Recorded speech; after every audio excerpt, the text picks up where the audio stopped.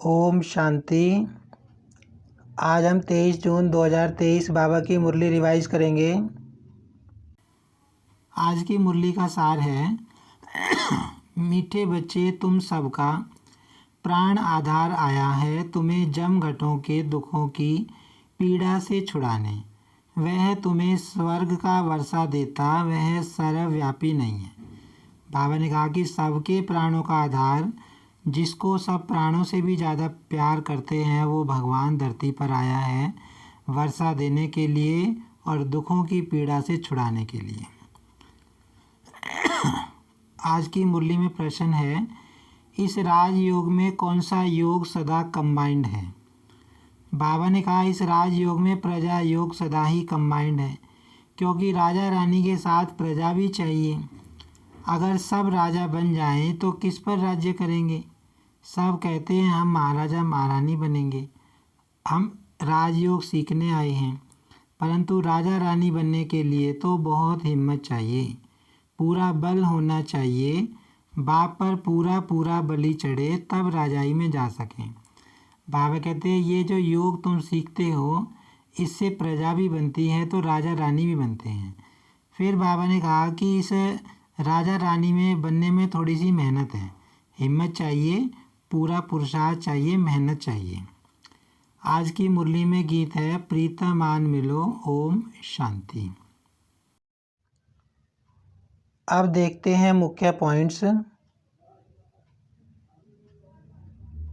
आज बाबा ने कहा कि सभी आत्माओं को जम घटों के दुखों से छुड़ाने वाला, पीड़ा से छुड़ाने वाला एक बाप ही है। और बाबा ने कहा कि मैं कलप कलप के संगम योगी बच्चों को सब दुखों से छुड़ाने के लिए आता हूँ। बाबा ने कहा कि एक तरफ कहते हैं परमात्मा बेअंत है और दूसरी तरफ कहते हैं सर्वव्यापी। तो बाबा कहते हैं अगर वो बेअंत है तो वो सर्वव्यापी कैसे हो सकता है? बाबा कहते हैं सर्वव्यापी कहना तो बड़ी भूल है। बाबा ने कहा कि इस समय जो संगम युग चल रहा है यह कल्याणकारी युग है, इसमें तुम्हें अच्छी रीति पुरुषार्थ करना है, मेहनत करनी है। बाबा ने कहा जो सतयुग के बाद संगम युग आता है वो कल्याणकारी नहीं होता, क्योंकि वहाँ पर आत्मा नीचे गिरती है, 2 कला कम हो जाती है। और बाबा ने कहा कि इस समय तुम ब्राह्मण ब्राह्मणियाँ त्रिकालदर्शी हो, तुम ही सुदर्शन चक्रधारी बनते हो।